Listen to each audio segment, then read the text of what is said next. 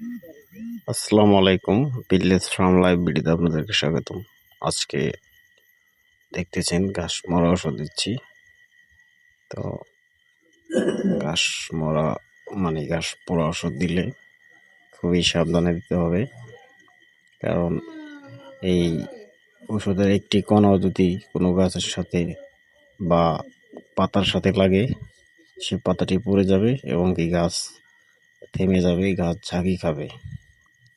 আর গাছ ঝাঁকি খেলে দেখা গেছে ১ সপ্তাহ ১০ দিন ও গাছটার গ্রোথ কমে যাবে, গাছটি বাড়বে না। এই কারণে ঘাস পোড়া ওষুধ দিলে খুবই সাবধানের সাথে দিতে হবে। তো দেখছেন ঘাস না থাকলে বাগান কত সুন্দর লাগে, ভালোই লাগে। যখনই ঘাস বড় হয়ে যায় তখন বাগান লাগে জঙ্গলের মতো, আর ঘাস না থাকলে ভালো লাগে। আসসালামু আলাইকুম। আমি ইব্রাহিম বাবু শেখ।